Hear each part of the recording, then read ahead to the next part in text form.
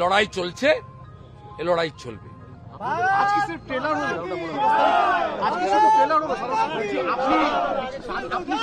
আমাদের ধর্ণা কর্মসূচিও চলছে। মাননীয় রাজ্য সভাপতি আগামীকাল এই পুলিশি বর্বরোচিত আচরণ এবং আমাদের স্বাস্থ্য ভবনে ঢুকতে বাধা দেওয়ার প্রতিবাদে রাজ্যের সমস্ত থানাতে বিজেপির পক্ষ থেকে থানায় বিক্ষোভ এবং ঘেরাও শান্তিপূর্ণভাবে করার জন্য নির্দেশ দিয়েছেন। সেটাও হবে এবং ধর্নার শেষ দিনে আগামী দিনের কর্মসূচি রাজ্য সভাপতি অথবা তার মনোনীত কোন নেতৃত্ব ঘোষণা করবে। ভয় পেয়েছে মমতা, জেগে গেছে জনতা। ভয় পেয়েছে মমতা, ভয় পেয়েছে মমতা।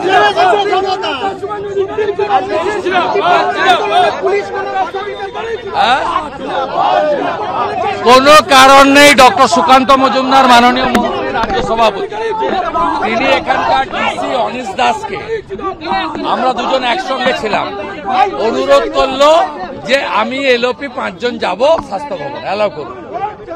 বলছে না স্যার, অ্যালাউ করতে পারবো না।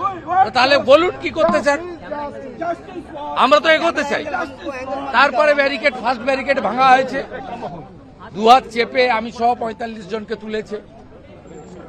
সুকান্ত বাবুরা কিছু সমর্থক নিয়ে অনেকটা এগিয়ে যেতে পেরেছেন। লাস্ট ব্যারিকেডে ওদেরকেও আটকে দেওয়া হয়েছে।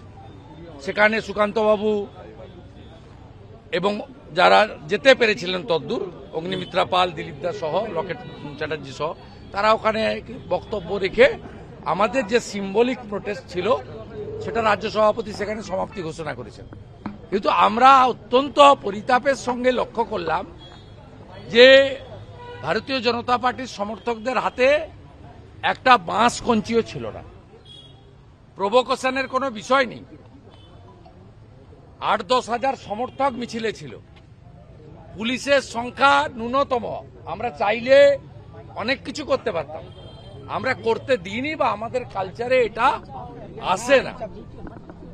তারপরে টেনে হিঁচড়ে আমাদের গাড়িতে তুললো, প্রিজেন্ট মানে কোনো বেসরকারি গাড়িতে নয়, দরজা লাগিয়ে রাখলো। আমি, শ্রমিক ভট্টাচার্য, জগন্নাথ চ্যাটার্জি সহ আমরা 45 জন সেখানে আটকে ছিলাম। ড্রাইভারকে, পুলিশের ড্রাইভার, তাকে ভাগিয়ে দেওয়া হলো। 30 মিনিট ধরে এই ভাদ্র মাসের পচা গরমে, আমাদের অভ্যাস আছে, এখানে তো আমাদের নিচেই সবাইকে বসিয়ে রেখেছিল, তাতে আমাদের কোনো আপত্তি নেই। অ্যারেস্ট হয়েছে, নিচে বসাবে না উপরে বসাবে ও তো ওদের ব্যাপার।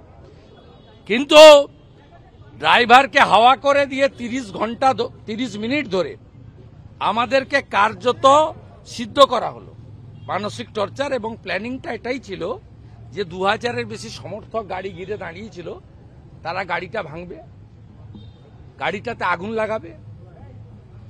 আমাদের বিজেপি কর্মী সমর্থকরা এত সভ্য সুশিক্ষিত, তারা মমতা পুলিশের এবং বিধাননগর